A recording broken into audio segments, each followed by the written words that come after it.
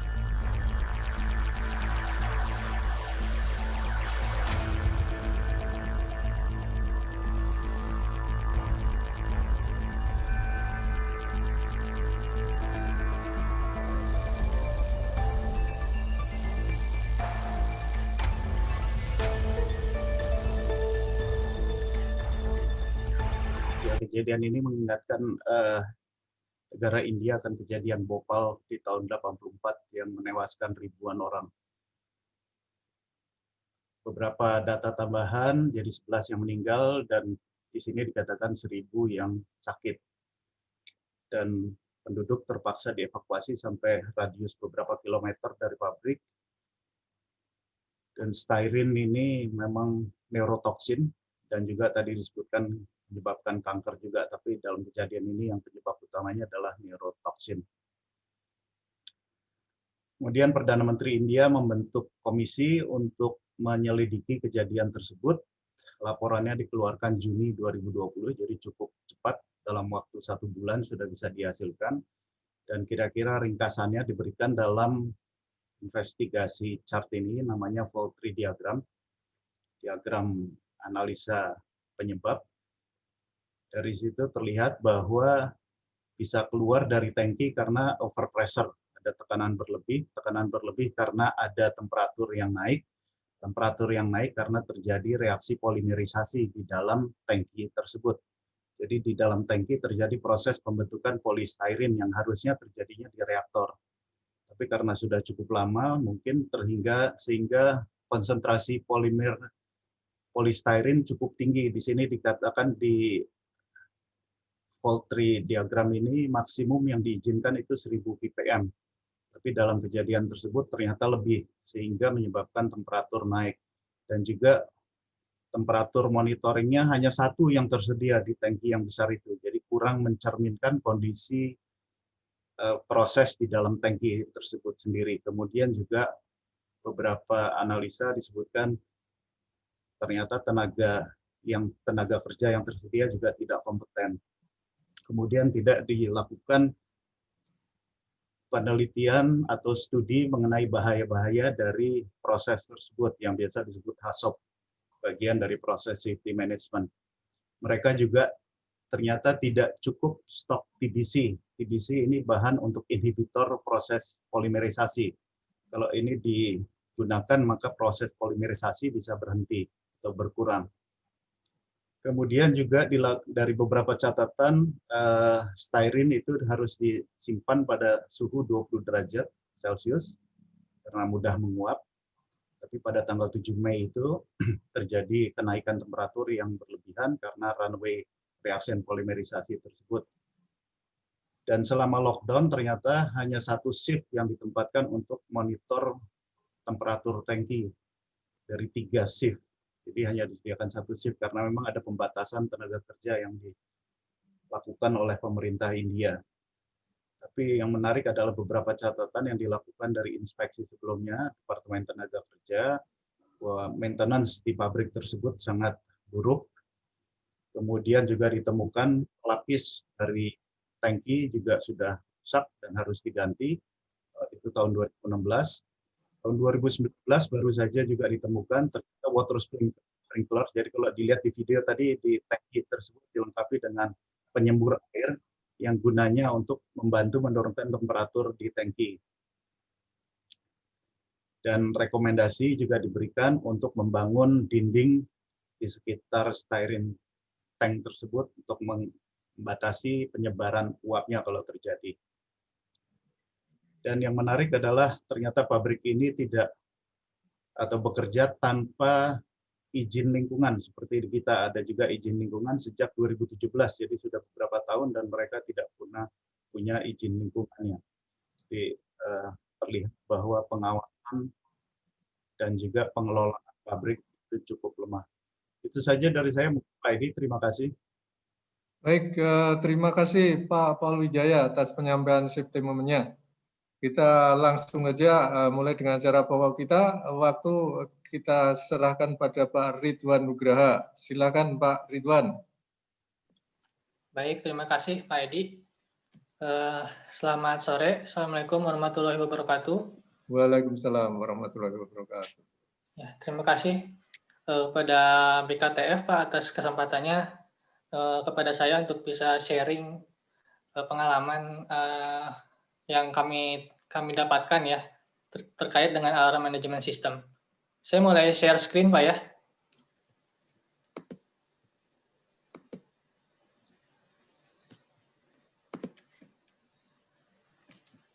Oke, Pak, sudah terlihat Pak, Bapak Ibu? Sudah slide show belum ini ya? Sudah okay, mulai ini. Ya, terima kasih. Oke, baik Pak, terima kasih. Selamat sore, Assalamualaikum warahmatullahi wabarakatuh. pada kesempatan kali ini Pak, knowledge sharing PII BKTF, saya Ridwan Nugraha, Microprocessor Based Maintenance Engineer di PT Badak NGL atau biasa disebut Badak LNG di Bontang. Saya akan sharing pengalaman kami gitu ya, mengenai penerapan Alarm Management System atau AMS di Badak LNG. Sekedar disclaimer, saya bukan expert Pak di AMS ini ya, jadi hanya sharing pengalaman dan saya juga sangat menerima apabila untuk diskusi, apabila ada inputan dari Bapak Ibu sekalian untuk sama-sama kita meningkatkan keilmuan kita. Pertama-tama saya mau mengenalkan diri saya dulu, Bapak Ibu. Jadi nama saya Ridwan Nugraha, saya lahir di Bandung 25 September 1991.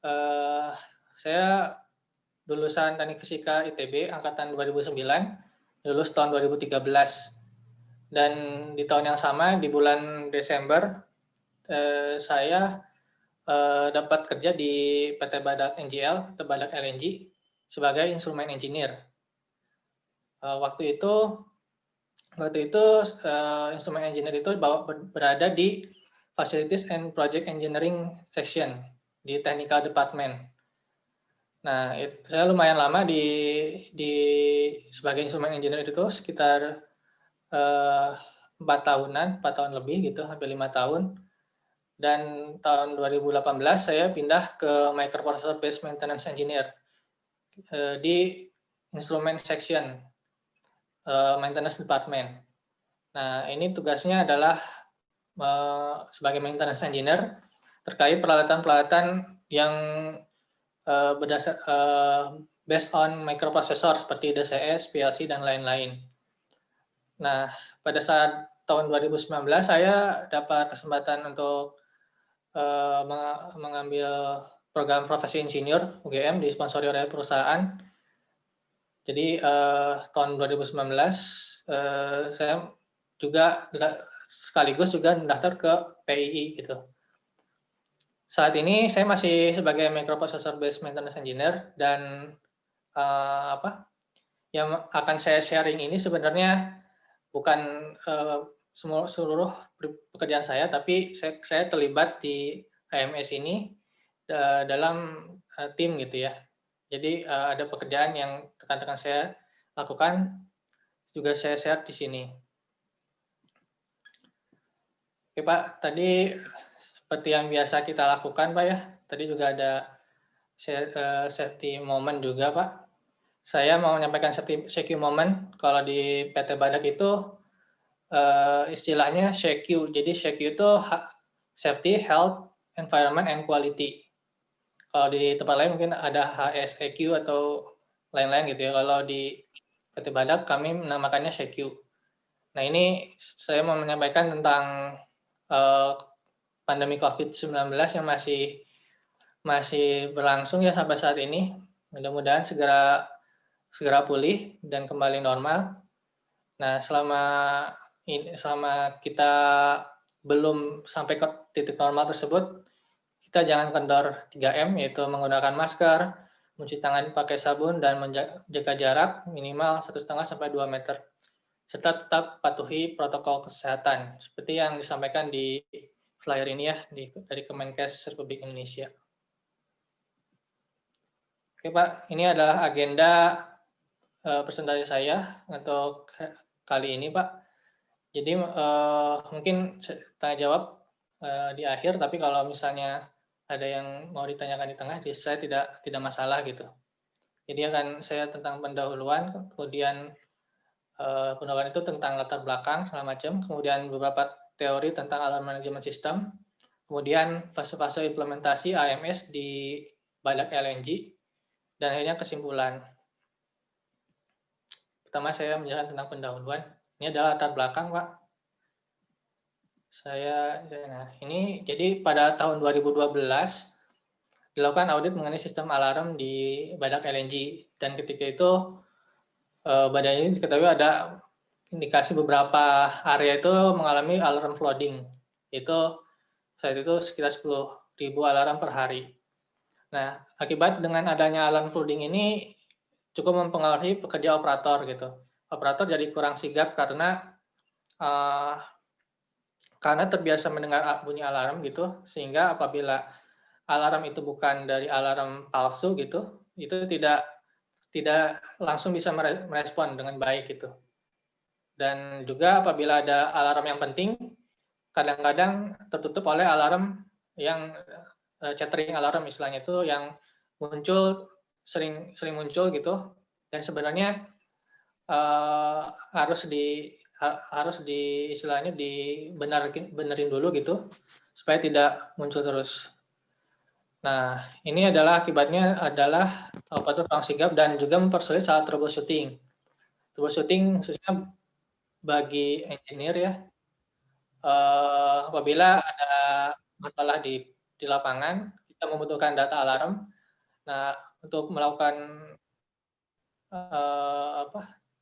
membuat istilahnya kronologi itu cukup sulit juga karena ada alarm yang tidak mestinya muncul sehingga menambah waktu untuk melakukan troubleshooting.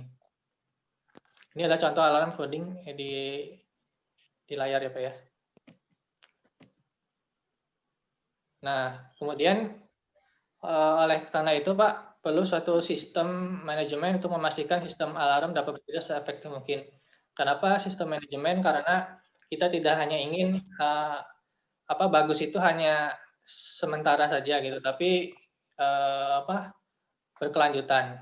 Dan berkelanjutan tentu ada sistem yang harus kita ikuti, itu sistem manajemen. Nah, ini alarm manajemen yang efektif itu tujuannya pertama meningkatkan efektivitas kerja operator, kemudian meminimalkan jumlah dan dampak di situasi abnormal, misal misal proses yang tidak terkendali dan sebagainya sebelum itu terjadi. Alarm itu bisa menghindarkan sehingga memberitahu operator untuk bereaksi gitu ya. Kemudian mengurangi waktu dan usaha untuk melakukan modifikasi dan pemeliharaan sistem alarm. Jadi kalau misal sistemnya bekerja dengan baik, apabila melakukan modifikasi itu lebih mudah. Dan juga maintenance juga sudah terguidance dengan baik gitu. Kemudian juga mudah dalam mengidentifikasi masalah dan performa dari sistem alarm. Jadi untuk troubleshooting seperti ini itu lebih mudah dilakukan. Nah, ini lanjut Pak ke agenda yang berikutnya, yaitu teori dasar itu apa itu alarm ya. Basic saja. Jadi definisi ini adalah sinyal yang diumumkan kepada operator, di-announce gitu ya ke operator, biasanya berupa suara, indikasi visual seperti lampu berkedip dan tampilan pesan atau penanda lainnya. Contoh ini daftar alarm ya. Nah, ini fungsi alarm bagi operator itu menjaga plan dalam kondisi operasi yang aman. Jadi dia operasinya tidak melewati level yang terlalu tinggi dan juga tidak terlalu rendah dan yang bisa membahayakan secara proses gitu ya, dan juga safety. Kemudian membantu dalam mengetahui dan melakukan tindakan untuk menghindarkan suatu berbahaya. Jadi alarm juga diberi petunjuk, misalnya apa yang misal alarm vibrasi misalnya, oh berarti ada masalah pada vibrasinya dan tindakan-tindakannya mengacu pada alarm tersebut. Dan apabila ada beberapa kombinasi antara alarm dan proses gitu ya yang bisa dilihat oleh operator, maka operator bisa menganalisis dan melakukan tindakan yang baik, yang benar, sehingga bisa menghindarkan situasi yang berbahaya. Nah, ini adalah sekilas mengenai alarm management system.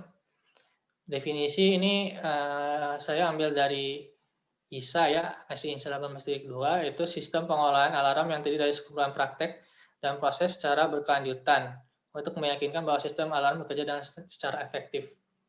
Nah, di ISA 18.2 itu intinya itu dia menerapkan sebuah life cycle ya. Karena tujuannya ini adalah pengelolaan yang secara berkelanjutan. Jadi tidak berhenti sampai betul gitu, tapi continue. Dia sifatnya siklus gitu. Nah, ini ada gambarnya bisa dilihat Bapak Ibu di layar. Bisa di sini ada, kalau dirangkum itu ada 3 loop besar gitu ya. Mulai dari loop yang paling kecil ini adalah yang paling bawah, monitoring and maintenance loop. Ini adalah pada level operasi alarmnya itu, operator dan maintenance ya. Kemudian lebih besar lagi adalah monitoring and management of change loop, dan terakhir adalah audit and philosophy loop. Dan kemudian ada 10 stage yang mungkin nanti akan dibahas lebih detail di slide berikutnya.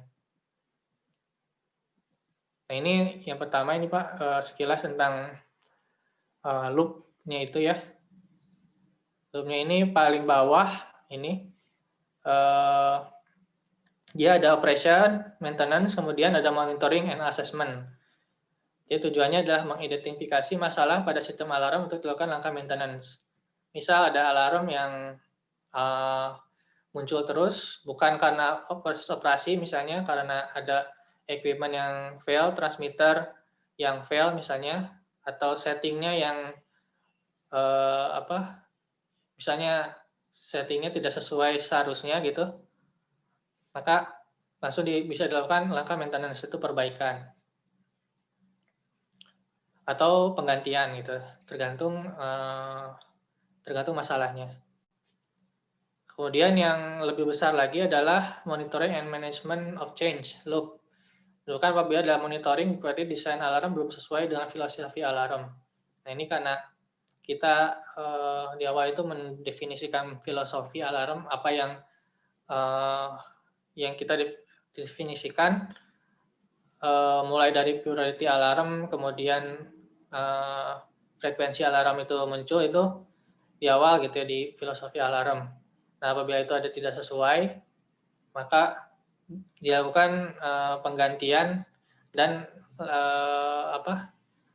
dilakukan lagi siklus mengidentifikasi, rasionalisasi, detail desain, dan implementasi. Nah, kemudian yang terakhir ini yang lebih besar adalah proses secara berkelanjutan untuk memiliki sistem alarm secara keseluruhan. Nah, ini saya mulai ini di awal ya, filosofi itu apa. Jadi kalau filosofi itu kita ini menentukan objektif guidelines yang kita gunakan untuk mendesain alarm. Mulai dari misal yang semudah itu priority, level priority alarm itu apa yang kita mau definisikan sebagai low priority, medium priority atau apa, kemudian high priority itu apa. Itu kita definisikan berdasarkan risk dan sebagainya. Nah, inputnya itu bisa dari standar, objektif, audit recommendation, kemudian outputnya aliran filosofi gitu ya, yang kita gunakan untuk langkah-langkah selanjutnya di bawahnya. Jadi setelah itu Pak, kita setelah memiliki filosofi alarm yang kita gunakan, kita ambil guidance dari standar-standar yang ada. Kita melakukan identifikasi, itu mendetermin alarm potensial muncul gitu. Inputnya itu apa yang potensial, bisa dari PHA report, proses hasil analisis, atau dari PNID, misalnya proses engineer biasanya menentukan mana yang perlu diberi alarm, mana yang tidak gitu. Kemudian operating procedure, apabila operating procedure itu perlu adanya alarm untuk akan sesuatu. Outputnya itu kita dapatkan list potensial alarm dari sebuah proses gitu ya, sebuah sistem di plan. Kemudian setelah kita punya outputnya ini, potensial alarmnya, kita melakukan rasionalisasi, melakukan klasifikasi, priorisasi, analitisasi ya, dan protection alarm dari stage sebelumnya. Kita berikan output master alarm database dan design requirements. Nah, ini kita detail design melakukan basic alarm design, HMI, gitu segala macam detail gitu ya. Inputnya seperti yang tadi sebelumnya dan outputnya adalah alarm design yang komplit. Nah, kemudian selanjutnya diimplementasikan, menginstal alarm, melakukan testing dan training bagi operatornya gitu.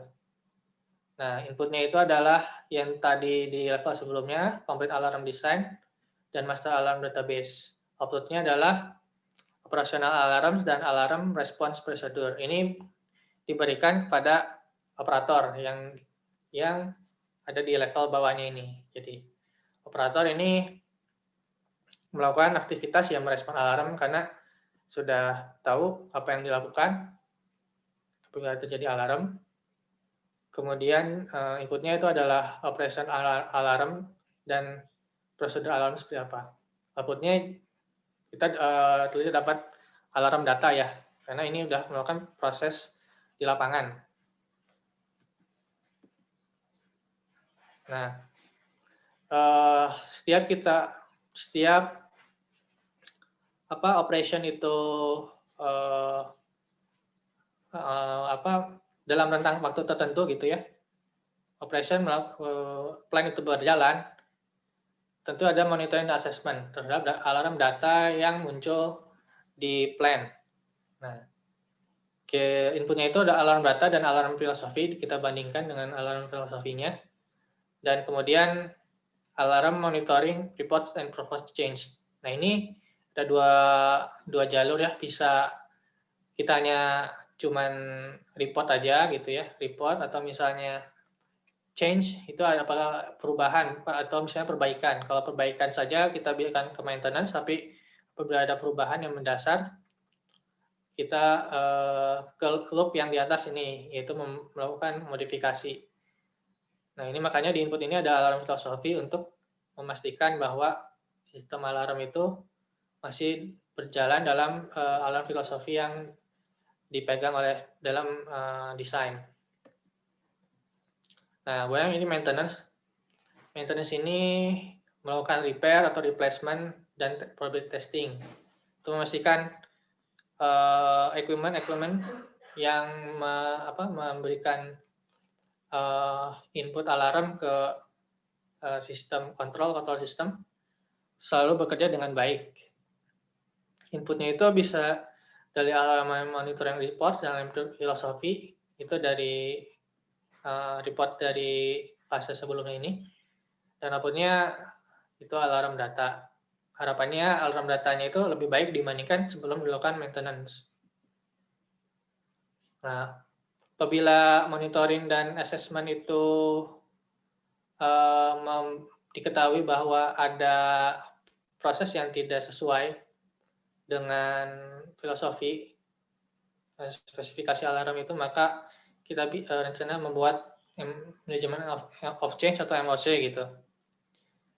Nah, ini kita melakukan proses authorized addition, modification, and deletion of alarms. Apabila alarm itu ternyata terlalu secara filosofi itu tidak digunakan lagi, tidak perlu lagi, misalnya karena decommissioning, misalnya alatnya tidak dipakai gitu, maka bisa dipropos untuk diubah, atau prioritasnya perlu diubah lagi supaya pada hasil akhirnya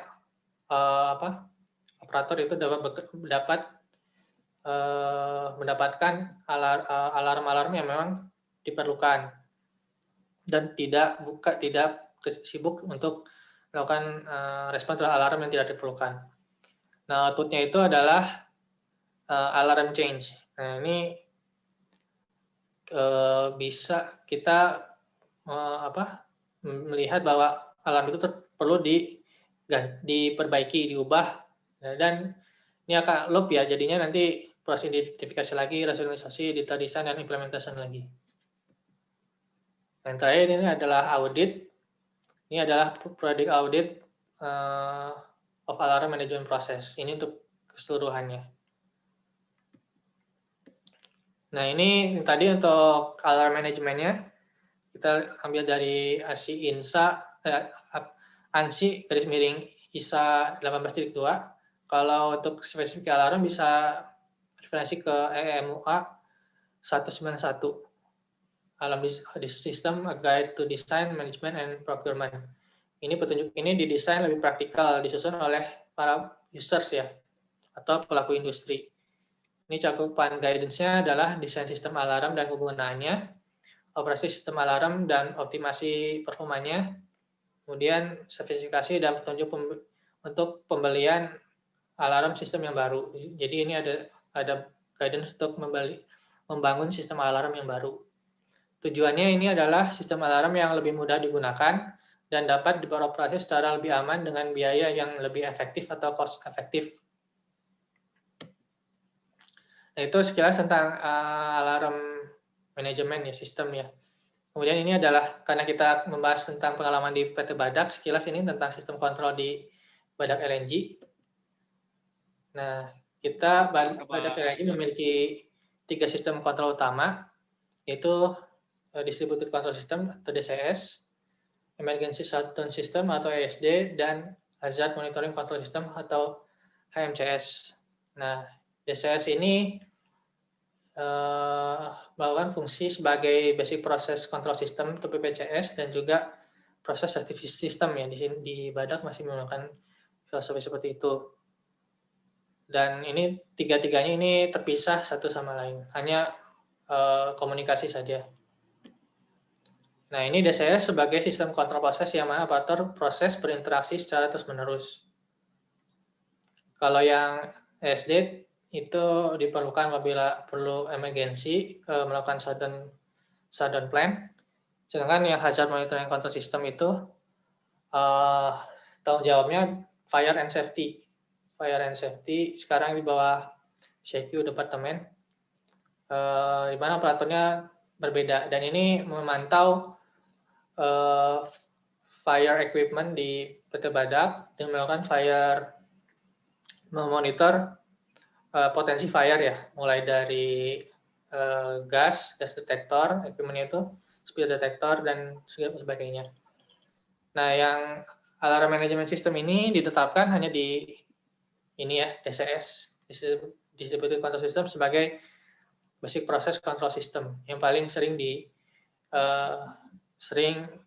dipantau oleh operator panel proses.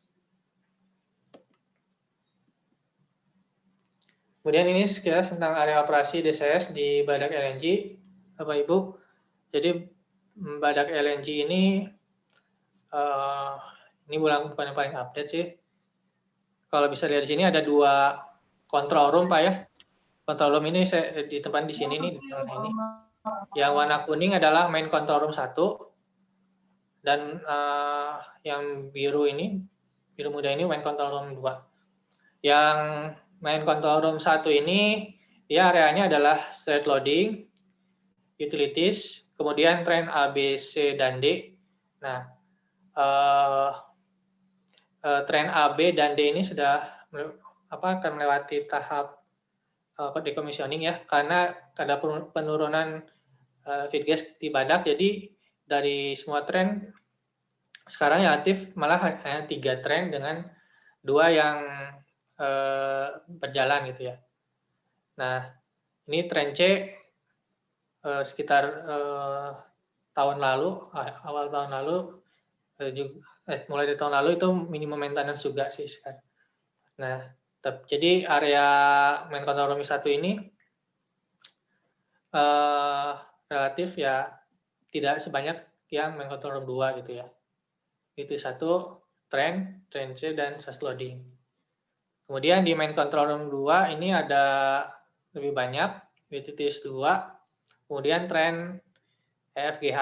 Walaupun train F sudah minimum maintenance juga, jadi train EGH.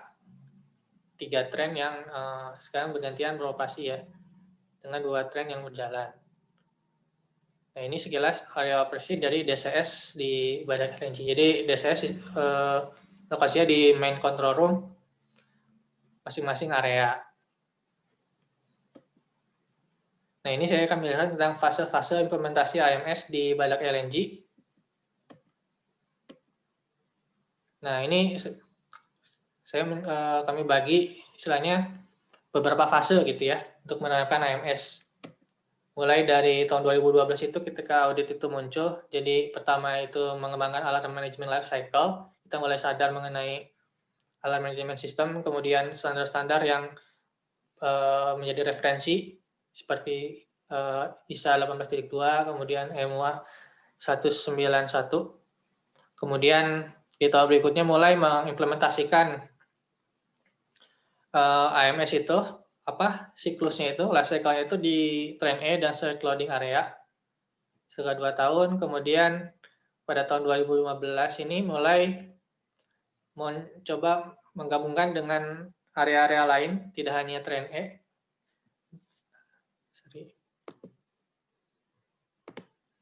Tidak hanya train E. Kemudian tapi di lokasi lain juga gitu ya, lokasi lain train F, GH, dan utilities. Kemudian fase saat ini ya sistem sudah established, tentu saja untuk selalu meningkatkan sistem monitoring dan assessment. Itu karena di loop yang paling bawah itu Bapak Ibu tadi bisa lihat itu loop yang paling kecil ya, berarti harus ada monitoring dan assessment secara berkelanjutan. Nah, ini saya menjelaskan fase pertama itu mengembangkan alarm management life cycle. Nah, ini yang tadi sekilas ya sudah sempat dibahas ya Pak. Siklusnya ada 3 juga, monitoring and maintenance loop paling bawah, monitoring dan management of change loop, kemudian audit and philosophy loop. Nah, untuk awal ini kita fokus pada 2 siklus yang pertama ini, berarti yang monitoring maintenance loop ini dan monitoring and management of change loop gitu. Kita membentuk tim task force untuk melakukan karena kita akan menjalankan sebuah alarm management life cycle. Yang pertama tentu saja menentukan filosofi alarm. Filosofi alarm ini definisinya kerangka kerja untuk menetapkan berbagai kriteria, definisi, prinsip, dan tanggung jawab pada setiap tahapan dalam alarm management system. Contohnya ini Pak, proporsi jumlah alarm prioritas dengan EMUA 191. Kalau melihat standar EMUA 191 itu bahwa high, medium, dan low ini ada batasnya yang mampu direspon dengan operator dengan baik gitu ya. Ini mungkin dari pengalaman user bekerja dengan alarm. Bisa dilihat di sini bahwa makin tinggi prioritas alarm tentu makin sedikit alarm itu boleh muncul gitu ya. Karena responnya perlu lama gitu. Nah, ini jadi referensi untuk melakukan proporsi jumlah prioritas alarm. Nah, kemudian kita juga melakukan klasifikasi untuk prioritas alarm itu high, medium, low itu kita diskusi dengan operator dan proses engineer ya, dari technical. Ini technical department dulu yang melit gitu ya, untuk menentukan mana alarm yang perlu diberi level tinggi dan medium atau rendah, atau alarm yang sebenarnya tidak perlu direspon langsung operator, tapi hanya disimpan di log saja gitu, di log saja di sistem alarmnya, di DCS-nya gitu. Untuk beberapa alarm, misalnya untuk konsekuensinya yang tidak terlalu besar, tidak parah gitu. Nah, ini tujuannya untuk tadi yang pertama itu mengurangi juga alarm flooding. Jadi alarm flooding itu mungkin ada alarm yang tidak terlalu perlu gitu, tapi muncul. Kalau hanya seperti itu, maka tidak hanya di log saja di sistem, tapi tidak perlu muncul di panel alarm, sehingga operator tidak terlalu kebingungan kalau terlalu banyak alarm. Nah, ini fase 2, Pak. Jadi tadi fase 1 sudah kita sekilas tentang filosofi alarmnya, lanjut kita melakukan implementasinya. Nah, pada saat itu, Pak, tahun 2015 itu, 2013-an itu, Train E dan loading itu DCS-nya tipe terbaru, bukan tipe paling baru di antara DCS di area lain gitu. Dia sudah menggunakan Yokowa Centum CS 3000, sementara di lokasi lain itu masih Centum CS.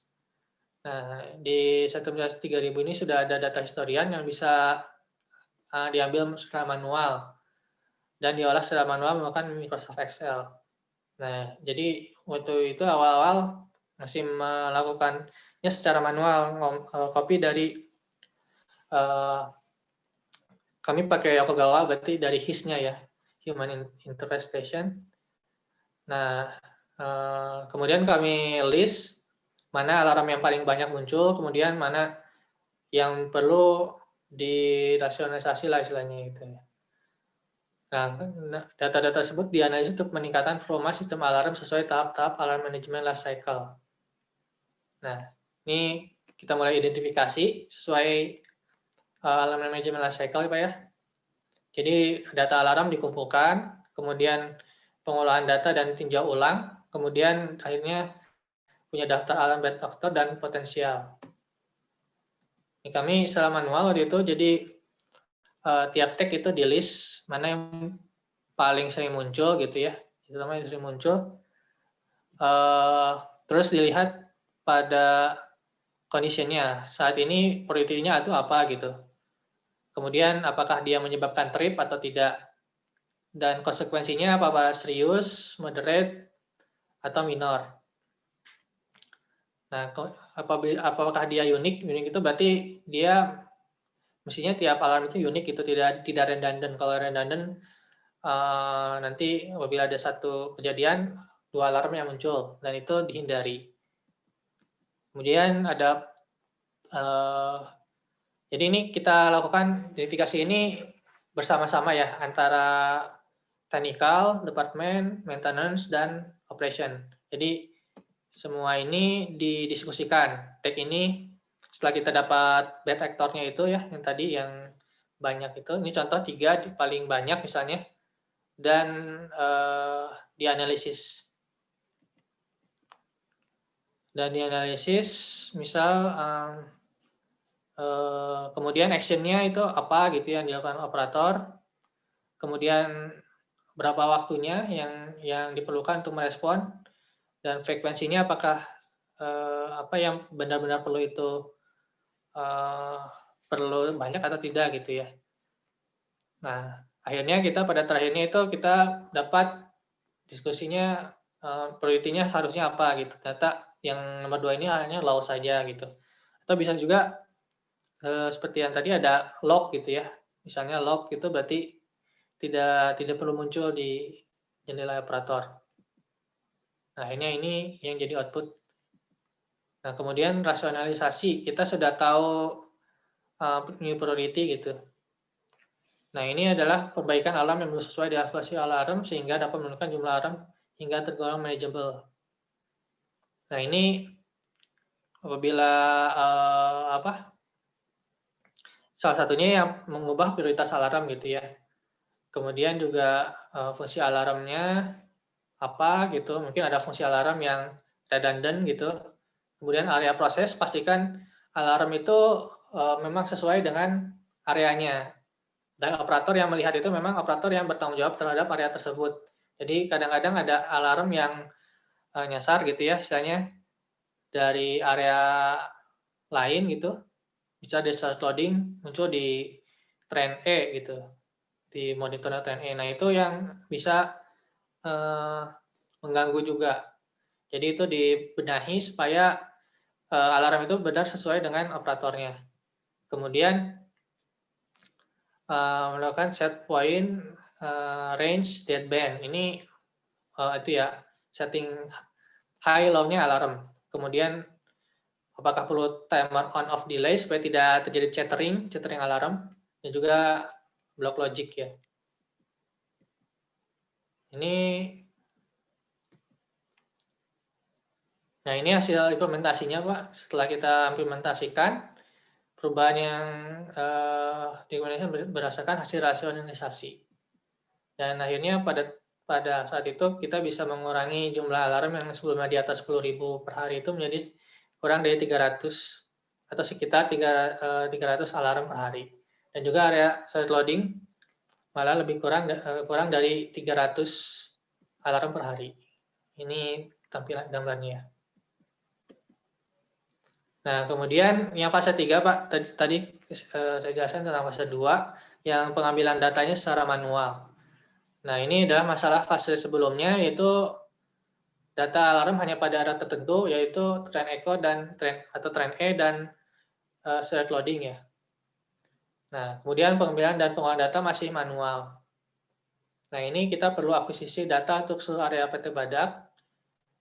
Jadi kita memakan OPC server yang sudah ada dalam sistem Plan Information Management System atau PIMS. Ini dari Yokogawa juga, karena kita pakai DCS Yokogawa gitu. Nah, ini kita sudah ada PIMS yang memanfaatkan OPC server. Nah, kemudian akuisisi dan pengelola data alat pusat menggunakan software Yokogawa Exaplog. Jadi ada tambahan software untuk membantu menemukan dan menganalisis histori operasi kilang, alarm and event yang diperoleh dari DCS. Nah, ini adalah arsitekturnya, Pak. Jadi tadi saya sudah jelaskan bahwa area MCR modul 1 ini ada select loading yang satu. Tapi kalau jadi agak berbeda antara antara sistem XOPC ini atau Exa Quantum OPC dengan lokasi MCR ya. Jadi ya tadi yang MCR modul 1 ini ada select loading ya. Operatornya ada select loading, tapi untuk XOPC servernya itu ada di modul 2. Jadi select loading masuk di MCR modul 2 di sini. Ya, arsitekturnya itu. Ini sudah ada existing sebelum menambah Exaplog. Jadi Exaplog hanya menarik dari ngambil data dari XOPC server modul 2. Nah, ini karena modul 2 ini sudah mencakup hampir semua area ya di PT Badak. Bahkan yang sekarang beroperasi itu stage loading, utilities 2, trend E, GH ini sudah dicakup oleh XOPC server modul 2. Jadi kita perlu ngambil dari sini. Nah, ini tampilannya. Tampilan Yokogawa Exaplog di sini ada daftar alarm, priority-nya, kemudian nanti kita bisa lihat mana yang paling banyak alarmnya muncul gitu. Dan itu dapat kita lihat dulu apakah itu manageable atau tidak gitu ya. Kalau masih manageable ya berarti masih oke. Tapi kalau misalnya ada indikasi flooding ya perlu diperbaiki.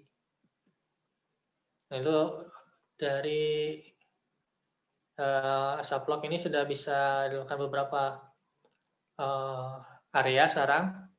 Dan kita mengulangi dengan yang sudah dilakukan sebelumnya, yaitu trend E dan select loading. Nah, jadi untuk yang fase 3 ini sudah bisa ke banyak area. Dan sudah tidak manual gitu ya, mengambil datanya. Nah, ini fase 4-nya, Pak, peningkatan sistem monitoring assessment. Nah, seperti kita lihat ini, fase 4 ini adalah fase sekarang yang kita lagi jalani. Monitoring maintenance loop ini salah satu loop dalam AMS atau alarm management life cycle. Nah, ini normalnya sih kalau misalnya ada rekomendasi perbaikan peralatan sementara terkait alarm di lapangan bisa dilakukan oleh operator atau dari asesmen itu sendiri. Kita membuat work request gitu untuk dilakukan perbaikan. Jika ada perubahan atribut alarm, misalnya priority, kemudian setting, atau prosedur alarmasi, berarti kita ke loop yang di atas ini, yaitu management of change. Nah, ini kolom monitoring itu mengukur permasalahan terus-menerus untuk memonitorkan masalah dan melakukan tindakan korektif. Kalau assessment itu mengakses mengevaluasi apakah sistem alarm bekerja dengan baik atau tidak. Nah, ini MC juga mengutilisasi beberapa software untuk membantu sistem monitoring dan assessment. Ada alarm daily reporting dan alarm management untuk operator panel. Walaupun ini ada software, tapi sedang masih proses ya kita untuk memantapkannya untuk secara rutin kita lakukan. Nah, kemudian ada untuk assessment ya, tadi yang monitoring. Di assessment ini ada fitur event balance and trend graph. Ini dimonitor oleh crew maintenance. Nah, ini kemudian juga ada alarm daily reporting, merupakan laporan harian ringkas mengenai berbagai hal mengenai alarm. Nah, ini ada alarm dashboard, alarm average, alarm peak, summary, dan KPI. Untuk memudahkan crew maintenance memantau performa sistem alarm dan membandingkan dengan metrik performa alarm. Nah, ini kita menggunakan sistem ARA ya, Excel Quantum ARA. Yang dia fungsinya perangkat untuk membantu dalam pemantauan dan asesmen terhadap perilaku alarm proses dan sistem. Nah, ini tampilan dashboardnya, Excel Quantum ARA. Sini ada critical average, yang high-nya berapa, medium berapa, yang low-nya berapa.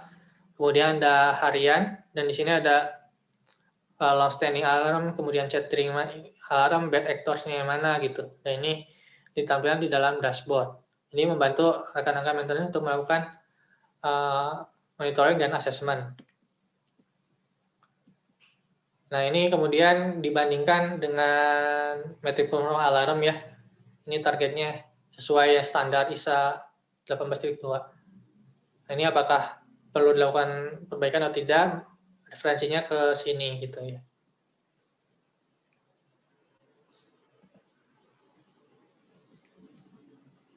Nah, kemudian ada fitur selanjutnya itu event balance trend graph. Ini bawaan dari Yokogawa Saplog. Jadi menampilkan perbandingan antara proses request volume dan operator work volume. Jadi tiap ada alarm itu, dia muncul di event balance graph ini ke atas ya.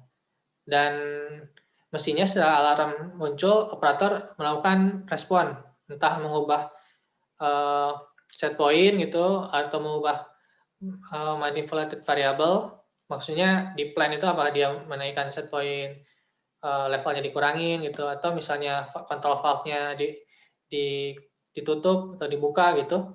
Nah, itu berkesesuaian dengan alarm yang muncul mestinya gitu ya. Apabila tidak seimbang berarti alarmnya banyak, berarti dan responnya operator sedikit, berarti aktualnya alarm itu banyak yang palsu gitu. Mestinya kan alarm jumlah yang direspon itu seimbang dengan memang yang muncul. Nah, ini salah satu software untuk membantu hal ini gitu ya.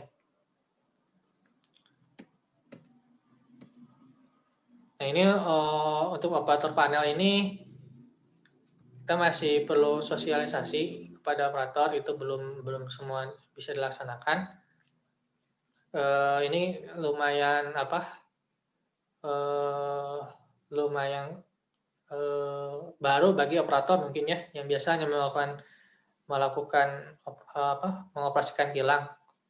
Nah, ini karena di sini itu membantu operator memfilter, mengelompokkan, menemukan alarm sehingga operator dapat mendapatkan informasi alarm yang tepat.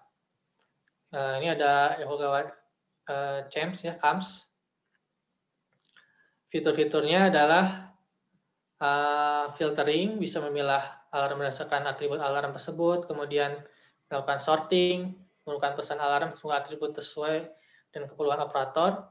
Kemudian eclipsing, apabila ada alarm yang beda di dalam satu tag yang sama, maka alarm yang lebih tinggi prioritasnya akan menutup alarm yang lebih rendah. Jadi tidak terlalu banyak alarm. Kemudian juga ada fitur alarm shelving untuk memindahkan alarm selama waktu yang tidak sering dimonitor. Kalau misalnya sedang ada perbaikan sehingga alarm itu sering muncul gitu, dia mengganggu, bisa dipindahkan ke shelving untuk tidak perlu muncul selama waktu tertentu gitu.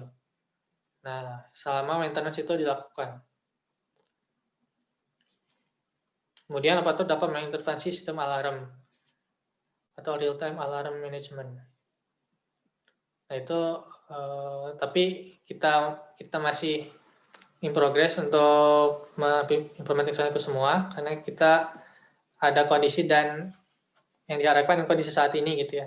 Kita lakukan gap analysis bahwa kita ada yang diharapkan adalah crew maintenance dan operation dapat menggunakan dengan baik software monitoring assessment, kemudian bisa memantau sistem alarm performanya secara periodik, kemudian juga dokumen prosedur mengenai pengolahan sistem AMS sudah lengkap gitu ya. Kemudian menerapkan sistem alarm manajemen lifecycle secara keseluruhan. Namun kondisi saat ini memang kita sudah dapat ada softwarenya, kemudian tapi crew maintenance dan operation belum familiar dengan software tersebut, masih perlu familiarisasi. Kemudian prosedur operasional belum lengkap dan audit terhadap AMS belum ada.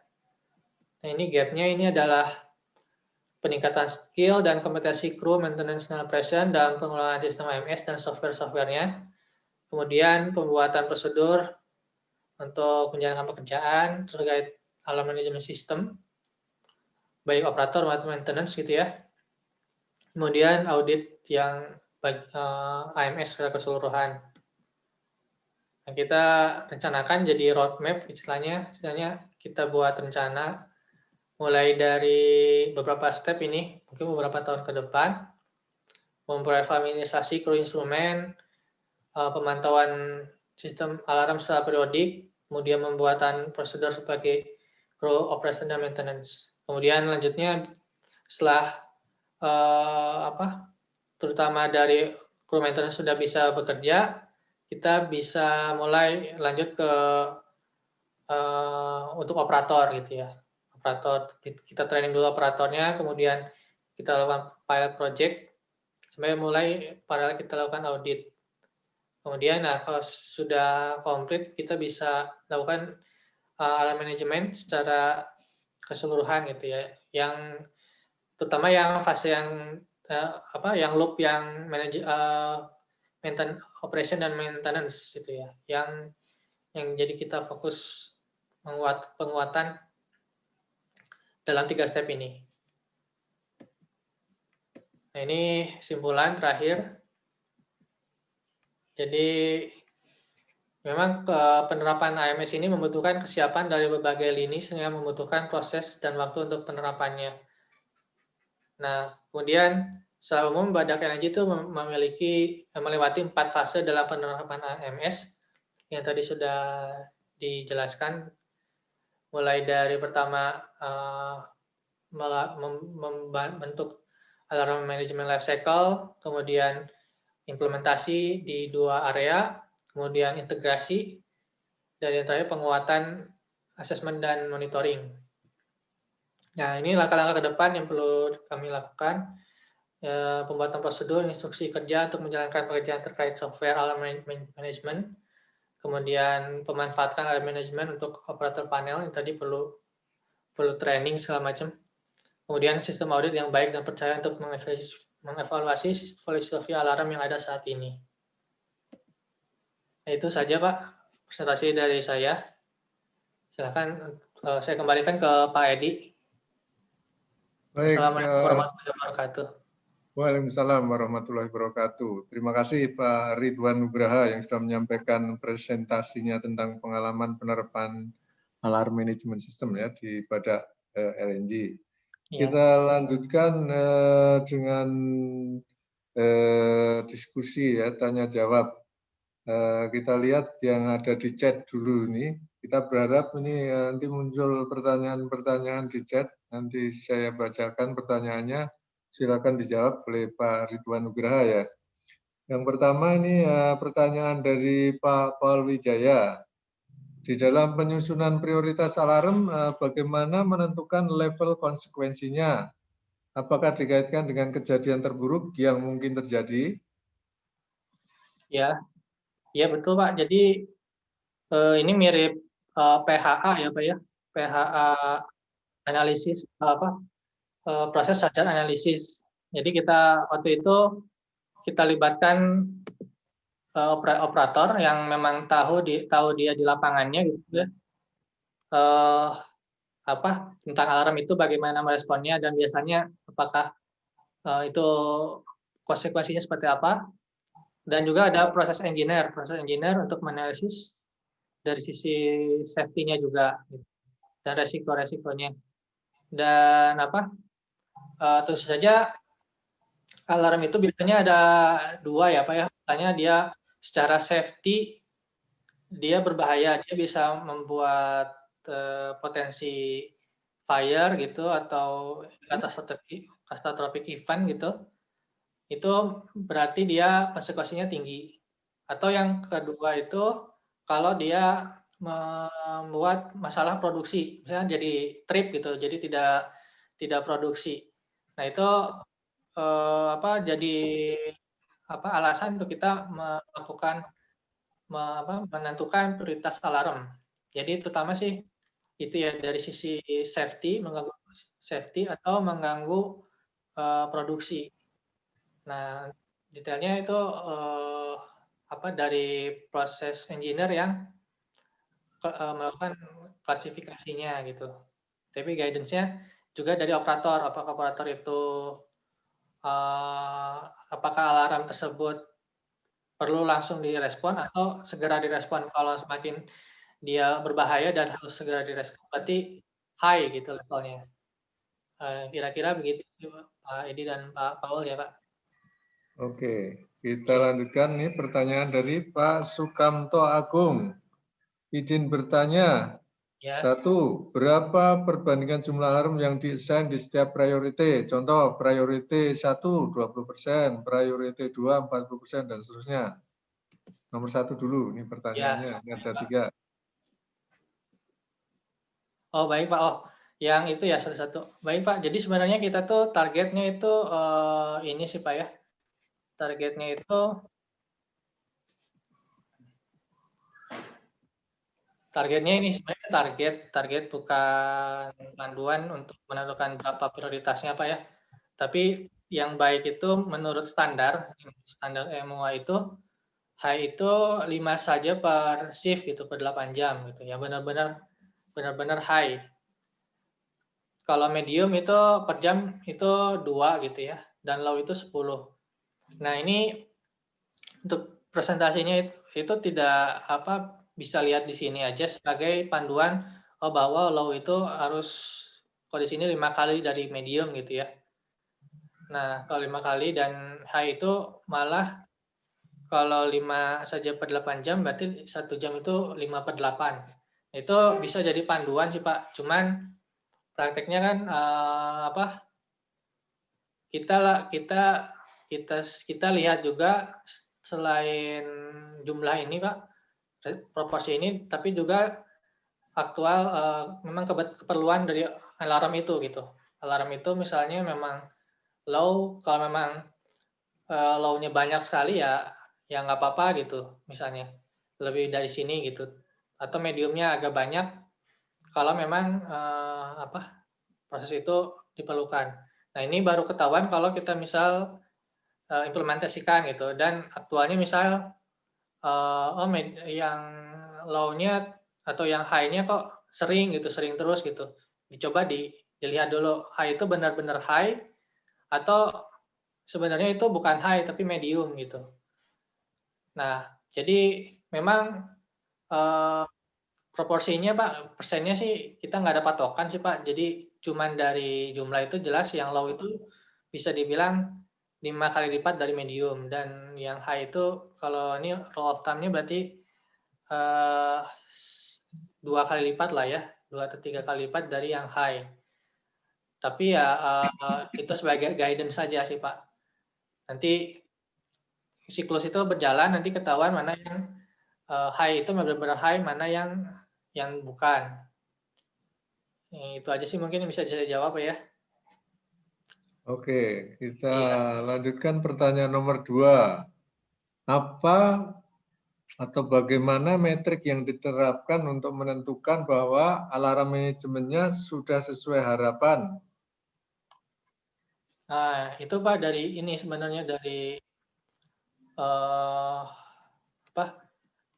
alarm flooding. Sebenarnya kita ada metrik Pak ya. Matrix. sebagai referensi. Nah, ini sebenarnya ini yang ideal, Pak ya. Ini performa alarm ini kalau menggunakan standarnya itu 300 alarm per hari. Gitu ya. Per konsol operator per jam itu 12 rata-rata dan sebelum itu 2. Nah, ini dia dapatkan dari EMUA 191, Pak. Ini tuh. Nah, ini bisa kita jadikan sebagai panduan untuk melihat apakah ini alarm sistemnya perlu siklusnya perlu dijalankan segera gitu atau masih normal gitu.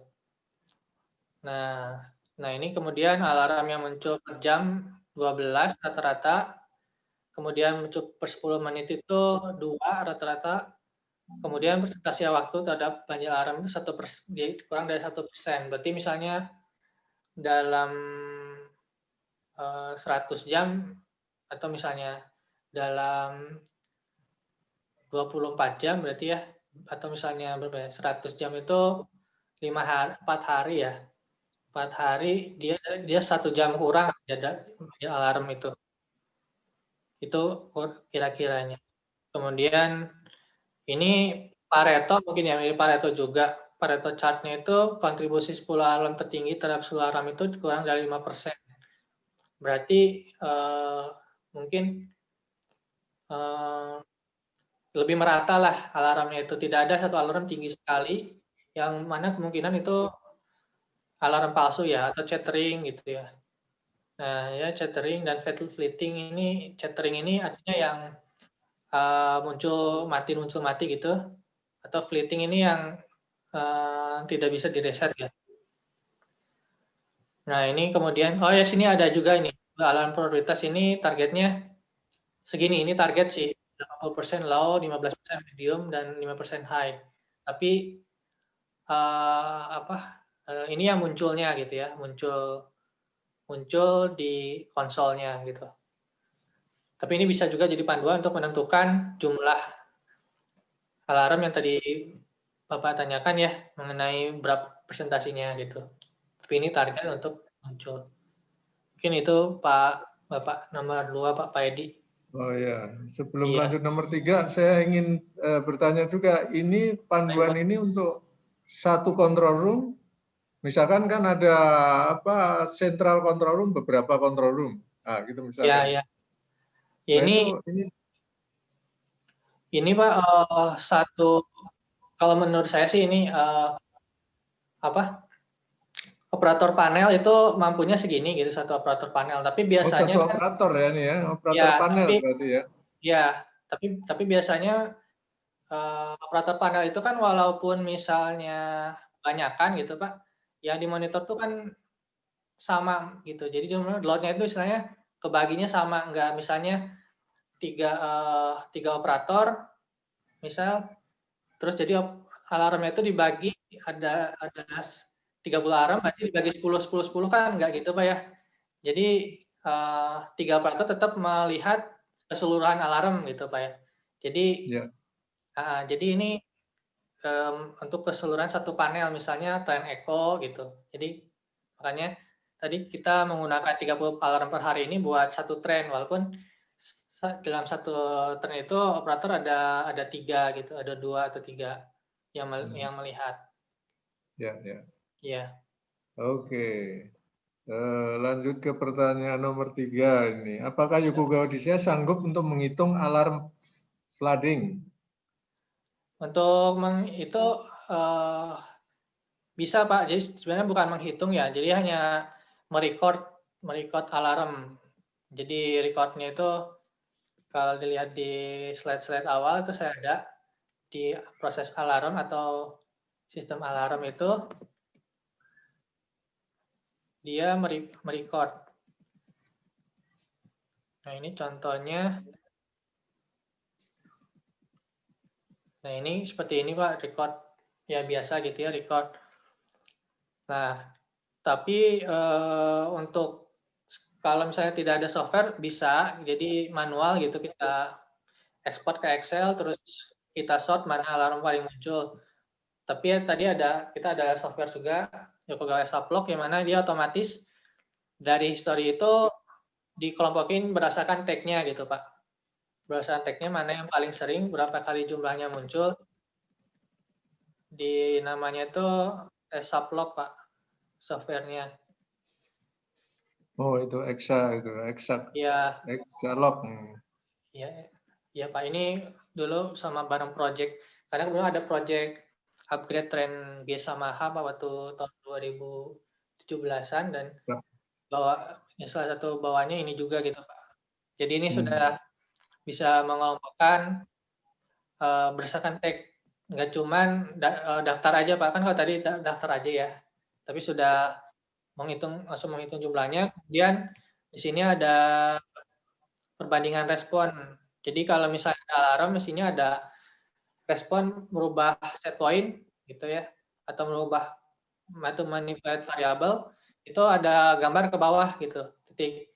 Jadi kalau misalnya seimbang, berarti atau misalnya ya minimal seimbang lah, atau jangan sampai ininya tinggi sekali, banyak alarm, operatornya diam aja, berarti kan itu alarm itu istilahnya dicuekin gitu sama operator, berarti harus ada yang perbaiki. Itu aja mungkin, Pak. Jadi baik. itu bisa dipakai, tapi harus di Excel dulu, Pak, pakai Excel dulu gitu. Oke, ini pertanyaan berikutnya dari Pak Surya nih. Aktivitas apa yang dilakukan ketika melakukan audit implementasi AMS tersebut? Ya, ini sebenarnya kita lakukannya sama, Pak, dari yang siklus yang tadi, Pak ya. AMS itu dari mulai implementasi, memang sampai saat ini tuh ini, Pak, callingnya memang dari operator juga sih gitu ya. Kalau misalnya operator merasa ada yang alarmnya terlalu banyak, ya berarti kita melakukan evaluasi gitu ya. Pada saat dulu awal itu dari insurance, dan beberapa implementasinya itu beberapa tahun itu selalu dievaluasi gitu, oleh insurance juga mengenai di tiap area. Jadi mereka memastikan bahwa alarm di PT Badak ini memang tidak terlalu banyak dan bisa ditanggulangi oleh operator, sehingga risiko terlewat itu minimal gitu. Untuk prosesnya itu sendiri, Pak, jelas ya. Pertama dari alarm data ini, misalnya itu kita ambil alarm data, kemudian kita list ininya, Pak. Misalnya di operator ada laporan chattering alarm gitu, alarm muncul. Nah, kita kumpulkan data, kemudian lihat alarm itu pertama sih dilihatnya ini, Pak ya. Alarm itu apakah masalahnya itu hanya di sini lihat, masalahnya itu hanya ada peralatan limit switch, misalnya limit switch-nya itu lengket gitu misalnya, atau settingnya itu deadband-nya terlalu dekat gitu ya, jadinya mudah chattering istilahnya gitu. Nah, maka itu yang diperbaiki adalah work request-nya saja, melakukan perbaikan gitu. Tapi kalau misalnya levelnya adalah mengubah settingan dan segala macam, maka melakukan management of change. Nah, itu sih dari bagaimana auditnya ya. Kalau misalnya audit eksternalnya dari insurance, dari keseluruhan lihat di operation-nya, Pak. Operation-nya saja misalnya apakah sudah tercapai 300 alarm per hari atau tidak gitu ya. Tapi kalau bukan dari audit insurance, biasanya dilihat dari operator itu sendiri. Misalnya operator merasa ini ada yang masalah, tapi itu biasanya kalau operator belum tentu perlu semua siklus ini digunakan, tapi hanya perbaikan maintenance saja gitu. Itu sih Pak, kalau dari bisa saya jawab. Baik, berikutnya ini dari Pak Doni Hendrawan. Izin Iya, bertanya, apabila alarm digunakan manajemen sistem, apakah ya. perlu perawatannya dan gimana perlakuannya terhadap sistemnya? Ya, jadi ini sebenarnya alarm management sistem ini memang ada beberapa software gitu ya, software dan tentu saja equipment PC ya, PC tambahan untuk mengakuisisi data dan melakukan melakukan fungsi software itu gitu. Nah ini tentu perlu jadi di sisi maintenance juga perlu lebih hati-hati Pak. Misalnya yang kalau sistem down misalnya karena sistemnya makin banyak gitu, maka troubleshooting-nya mungkin lebih rumit gitu. Nah itu jadi tantangan juga Pak. Tapi sebenarnya untuk menerapkan alarm management life cycle yang tantangan lebih berat itu adalah membuat kultur gitu ya, kultur untuk melaksanakan ini secara berkelanjutan gitu. Ya memang sampai saat ini kita sering di-trigger oleh dari operator operation gitu yang menemukan lebih dahulu. Memang kalau di sini memang istilahnya monitoring dan assessment ini memang request-nya dari operation gitu ya sebenarnya. Tapi kan operation juga belum tentu sampai saat ini kan belum tentu paham tentang alarm manajemen life cycle ini juga gitu ya. Perlu ada sosialisasi dan segala macam dan kesadaran gitu.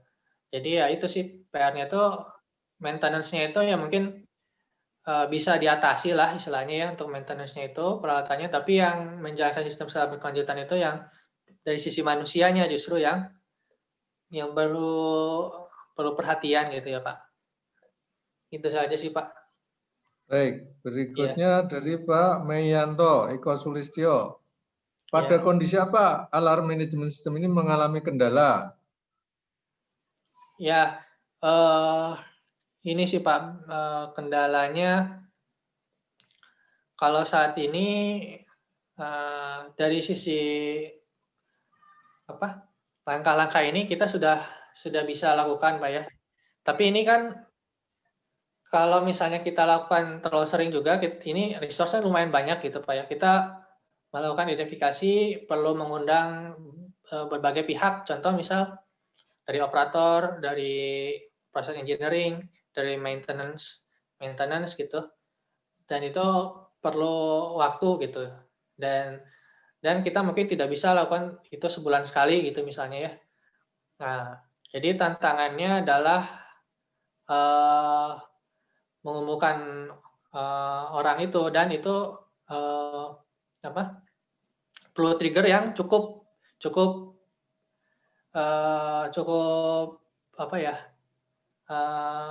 reasonable gitu untuk kita menemukan orang-orang itu gitu. Jadi kalau misalnya hanya misalnya masalah yang sederhana ya biasanya kita lakukan oleh maintenance crew aja, diperbaiki alarmnya peralatan yang rusaknya gitu ya. Nah, tapi kalau misalnya sudah ke tahap yang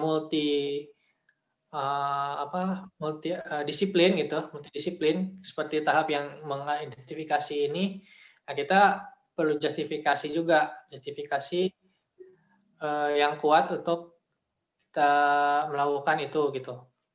Nah, tantangannya ya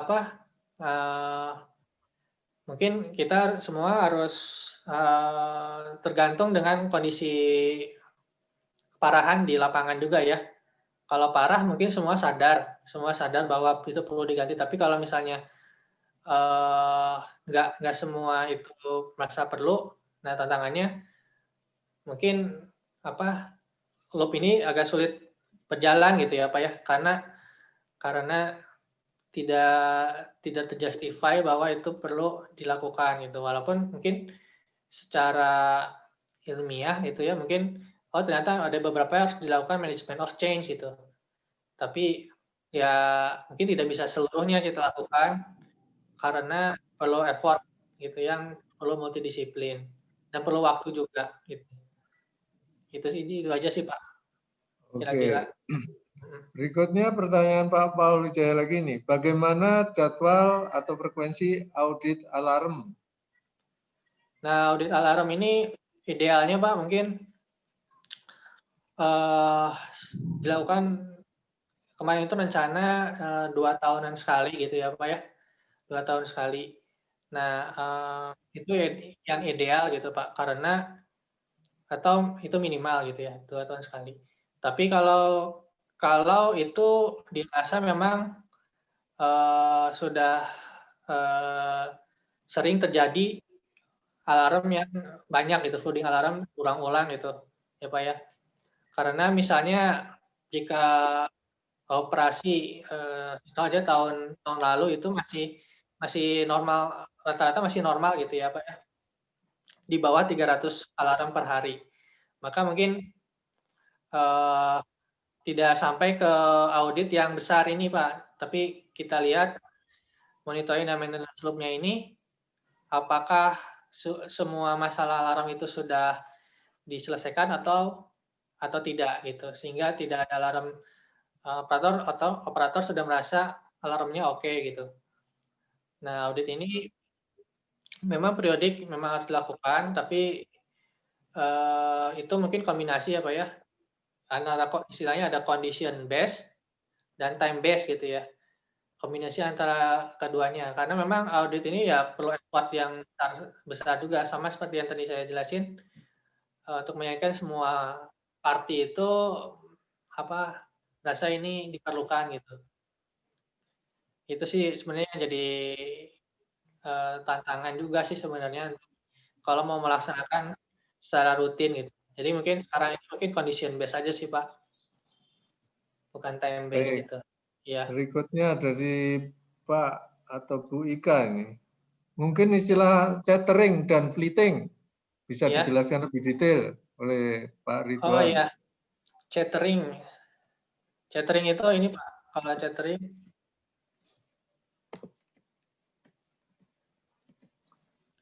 Sorry.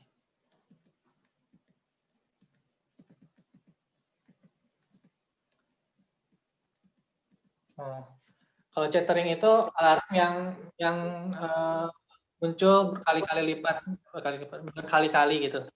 Dalam waktu dikurang dari, saya agak lupa ini, standarnya itu ada sih Pak. Bentar saya sambil lihat referensinya.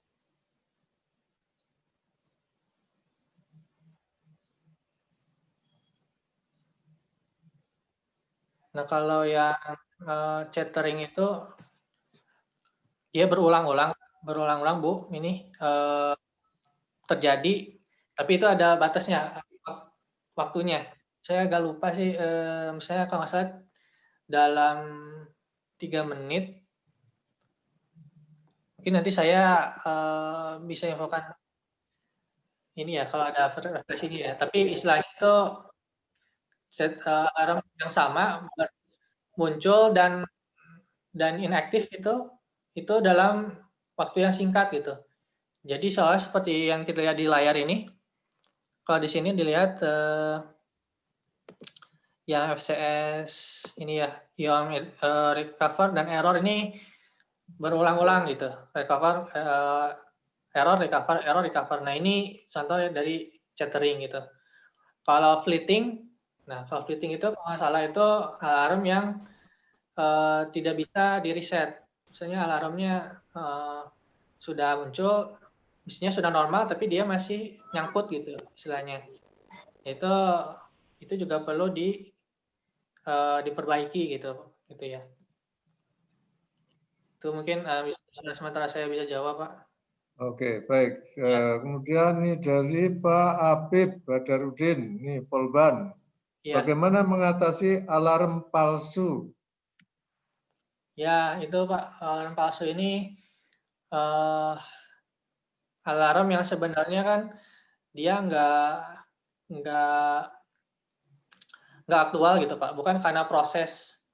Misal alarmnya high, transmitternya kok dia nunjuk alarm high, padahal kalau dilihat pembandingnya gitu ya, di PI lokal gitu misalnya, pressure lokalnya dia PAH, dia di DCS-nya tapi lokalnya kok normal aja. Berarti itu alarm palsu dan itu biasanya sih masalah di field instrumen. Field instrumen bisa transmitternya gitu ya.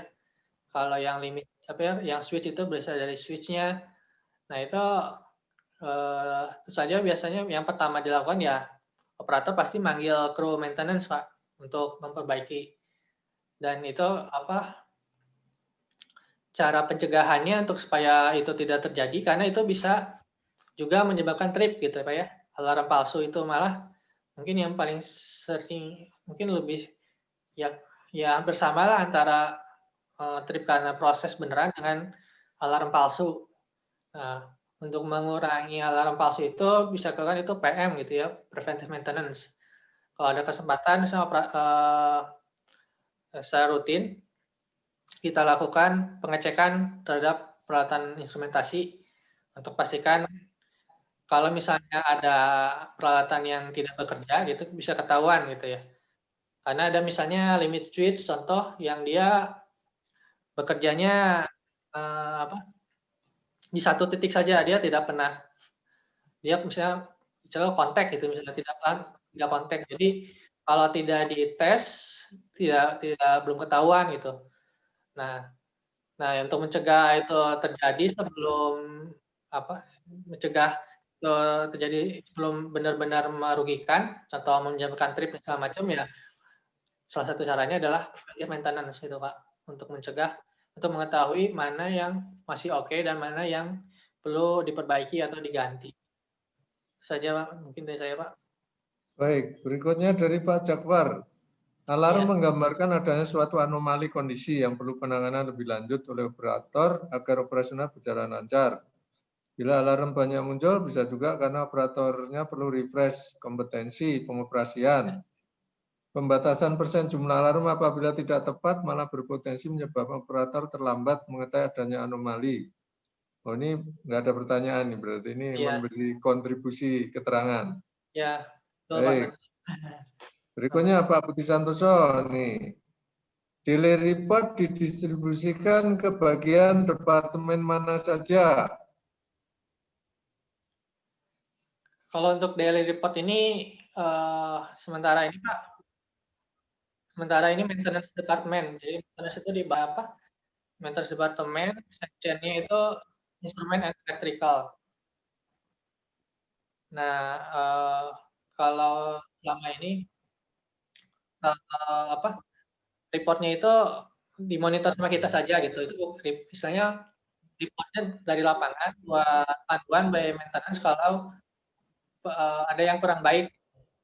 Tapi kalau misalnya laporan ke technical atau operation itu belum kita lakukan karena memang action pertama kalau ada yang tidak baik itu dari maintenance gitu Pak. Kalau misalnya ternyata perlu action yang lebih, misalnya oke, tadi Pak ya contoh ada perubahan filosofi, mungkin baru kita laporkan ke teknikal untuk melakukan yang lebih besar itu Pak. Jadi sih di maintenance saja laporannya. Jadi kita melihat kondisi di alarm di lapangan itu dari situ gitu. Baik, ini tambahan penjelasan Pak Jakwar tadi. Contoh pada slide nomor 33, menurut saya menunjukkan banyak alarm mendekati jadwal pergantian shift. Nah, nggak tahu ini ada kaitannya enggak itu. Ada komentar nggak nih dari Pak Ridwan? Nah, 33 ya. Iya, 33. Ya, bisa jadi Pak, ini contoh saja sih, saya tidak hafal juga ini tahun 2018 ya Pak. Ini mungkin saja Pak, tapi ya ini karena di lapangan ya Pak ya, proses di lapangan. Proses di lapangan itu ya tidak bisa beda-beda setiap hari sih Pak. Kalau mungkin saja memang saat pergantian shift itu sedang ada alarm gitu, sedang banyak alarmnya pada saat penggantian shift. Kalau biasanya kan Baik. di sini tuh jam 7 Pak ya, jam 7 sama jam 15 Pak, penggantian 7.15 dan jam 23 kalau di PT Badak, 8 jam itu. Oke, kita lanjut pertanyaan dari Pak Bernard Tobing. Izin Ya. bertanya Pak, sistem alarm pasti berkaitan dengan sensor transducer. Ya betul. Apabila ada penggantian material sensor transducer, apakah wajib dilakukan kalibrasi ulang, terutama untuk area tekanan dan temperatur tinggi? Terima kasih sebelumnya Pak. Ya Pak. Misalnya kita kalibrasi tidak selalu di lapangan Pak ya, apabila memang itu tidak memungkinkan. Misalnya kita blok ya, kita bawa ke shop gitu ya, transmitter atau switch, perlu kita kalibrasi di shop. Itu yang paling sering kita lakukan. Misalnya kita lihat transmitternya itu sudah tidak sesuai standar lagi Pak, errornya besar atau stuck di titik bacaan tertentu, berarti ya tergantung Pak ya, kalau misal bisa diperbaiki ya diperbaiki, dibersihkan gitu misalnya, atau ada yang bagian peralatan yang rusak dan spare part-nya ada gitu, diganti saja. Tapi kalau tidak bisa diganti transmitternya gitu Pak. Nah itu mungkin Pak yang hilang ya ini share-nya ini ya. Oh masih diperlukan? Oh masih. Oh ya oke Pak. Kalau ini, tadi kita kira nunjukin yang ini Pak Edi. Iya oke. Iya. Berikutnya dari Pak Sukamto Agung lagi ini bertanya lagi tanpa pertanyaan ya. Apakah pada LNG Alarm Management System juga meliputi alarm change approval requirement untuk menginhibit, bypass, merubah trip, set point maupun merubah priority alarm? Apa ada contohnya? Iya Pak, kalau level tadi itu level apa ya? Kalau misalnya level operator itu tidak bisa Pak untuk mengubah priority itu. Itu levelnya level di maintenance atau technical gitu. Kalau inhibit itu biasanya ini karena apa ya? Sebenarnya kan kalau misalnya kita ngacu standar yang terakhir itu Pak ya, makanya ini saya di sini ada CHAMS ya, Kogawa CHAMS itu. Jadi kalau kita inhibit itu untuk DCS yang model baru ini Pak ya, itu bisa ada jendela khusus gitu di DCS itu, dan bisa ada pengingat misalnya satu transmitter yang mau dikalibrasi, maka operator akan menyimpan itu di satu folder ya, alarm shelving misalnya. Mungkin misalnya pekerjaannya 30 menit. Nah, nanti setelah 30 menit itu ada pemberitahuan alarm bahwa harus dinormalkan kembali gitu. Nah, jadi operator ketika maintenance sudah selesai mengganti, operator tidak lupa untuk menormalkan kembali. Kalau sekarang misalnya prakteknya karena ini masih in progress Pak ya, yang untuk operator ini kita biasanya untuk inhibit itu bisa oleh operator pakai CAL ya, CAL mode, calibration mode. Untuk di DCS Yokogawa itu ada kalau nggak salah si transmitter itu dijaga di last value-nya yang masuk ke DCS-nya. Jadi ketika dilepas itu tidak mengganggu proses. Nah itu saja sebatas yang dilakukan oleh operator. Nah kalau yang dilakukan oleh mengubah priority segala macam itu sebenarnya triggernya itu ada banyak Pak. Sebenarnya trigger untuk mengubah priority itu. Di sini salah satunya audit alarm life cycle ya Pak ya, alarm management life cycle. Tapi yang lumayan sering juga biasanya ini Pak, lesson learn biasanya dari kejadian, misal ada trip atau biasanya operator tuh tidak bisa mencegah karena alarmnya tidak muncul atau priority-nya kurang. Nah, itu levelnya mengubahnya itu bukan dari level operator, tapi diskusi levelnya di technical dan maintenance. Nah, nanti memang diskusinya semua pihak gitu ya, semua pihak. Nanti eksekusinya dari maintenance untuk mengubah gitu. Apakah misal, oh ini perlu alarm yang perlu tambahan alarm gitu, atau perlu modifikasi priority alarm dari low menjadi medium gitu untuk mencegah kejadian. Nah, jadi itu sih salah satu contoh Pak untuk mengubah priority alarm itu, selain yang tadi saya jelasin mengenai di dalam rasionalisasi gitu ya alarm, tapi juga cukup sering untuk sebagai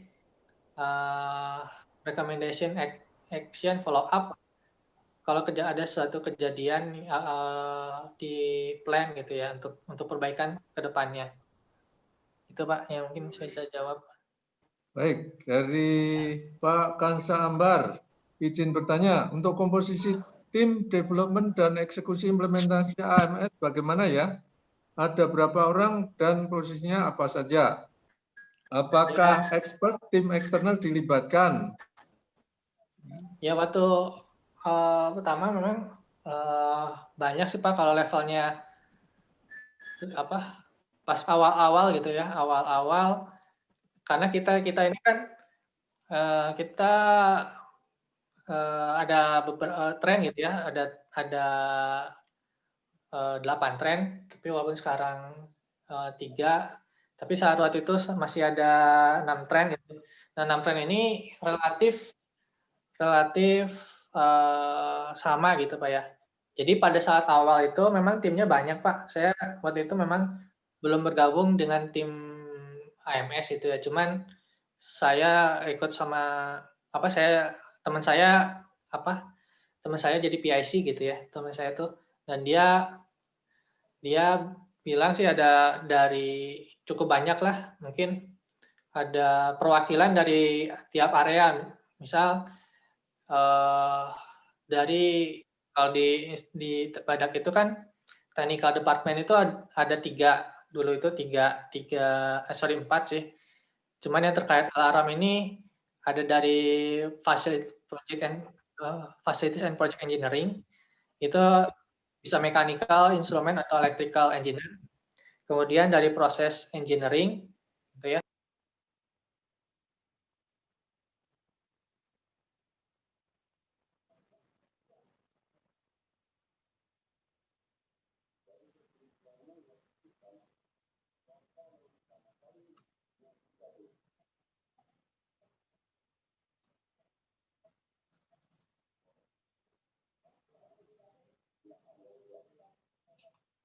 Mental keluar kelihatannya ini Pak Ridwan ini.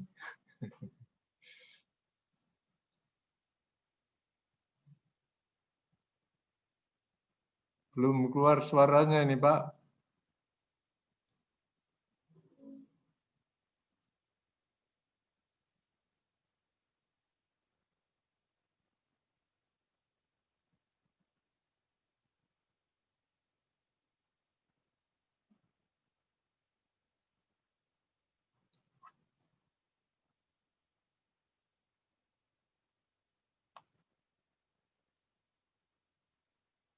Suaranya terputus Pak Ridwan.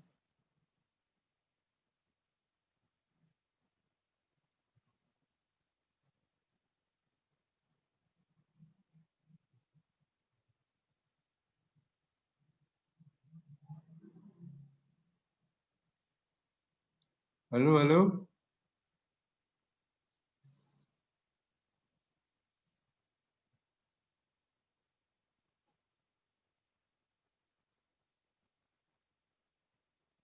Halo?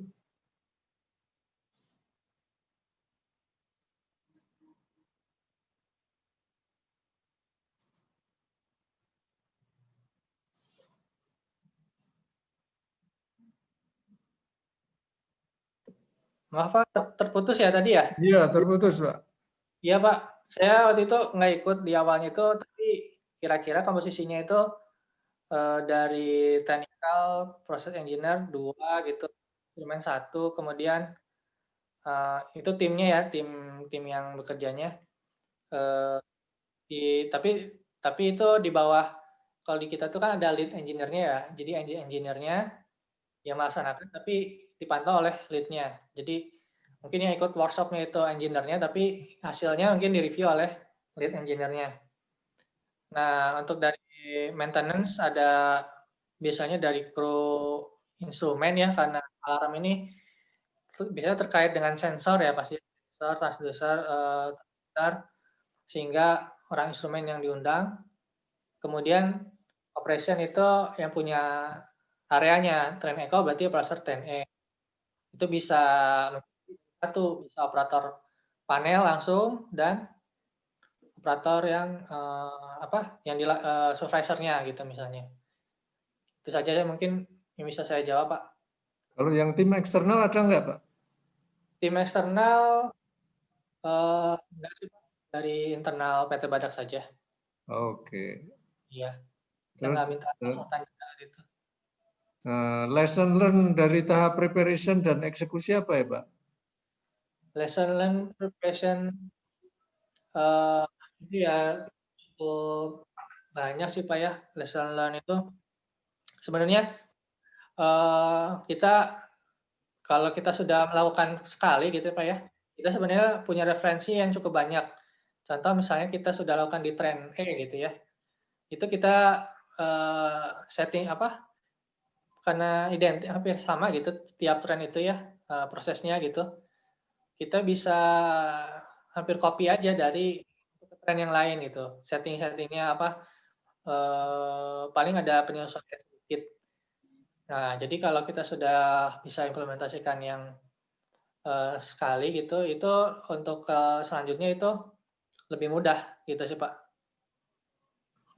Ya. Baik, berikutnya ini dari Pak Budi Santoso lagi.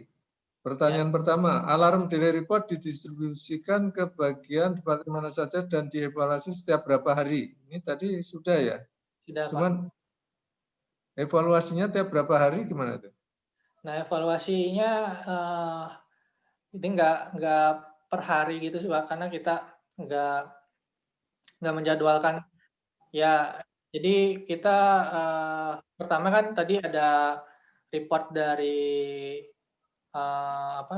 operation dan juga dari reportnya itu sebenarnya terutama untuk lebih ke alat analisis sih jadinya. Jadi triggernya tetap dari operation. Jadi kita memang itu daily, tapi kita tidak lakukan rutin. Kita misalnya lakukan beberapa hari sekali gitu. Jika memang ada request dari operator ada masalah di plan gitu Pak. Gitu sih Pak. Baik, berikutnya nomor 2 nih, tindak lanjut setelah evaluasi. Apa ini Ya, mungkin bisa diberikan beberapa contoh? ya ini Pak tergantung evaluasinya itu apa. Misal masalahnya bukan di alarm itu tidak sesuai filosofi. Berarti kita lakukan perbaikan di lapangan gitu Pak ya. Lakukan perbaikan di lapangan. Ada field instrumen yang rusak atau segala macam, itu kita perbaiki. Tapi kalau misalnya ada equipment yang sebenarnya udah nggak ada gitu, tapi dia bisa didemolish gitu, tapi dia muncul terus, ya berarti kita bisa request ke technical apakah ini bisa di-delete alarmnya atau tidak. Nah, jadi memang alarm flooding itu salah satu indikasi bahwa ada tidak normalan, tapi action-nya itu bisa bermacam-macam, tergantung masalahnya gitu. Dan untuk yang levelnya maintenance itu kita bisa action sendiri dari maintenance itu bisa langsung melakukan perbaikan. Tapi kalau misalnya perlu analisis untuk menurunkan level alarm, jadi kita misalnya mengajukan MOC itu ya tadi ya loopnya itu untuk kita berikan ke teknikal untuk melakukan analisis gitu. Itu sih Pak. Baik, berikutnya dari Pak Iksan, izin bertanya Pak. Ya. Satu, alarm manajemen sendiri mencakup alarm proses saja apa termasuk alarm sistem? Jika ada alarm yang tidak bisa diatasi, misalnya ketiadaan spare part, apa diizinkan membuat off alarm karena alarm akan terus mengganggu jika tidak diatasi, Pak? Ya Pak, kalau di sini memang dua-duanya Pak, sistem alarm sama proses ya.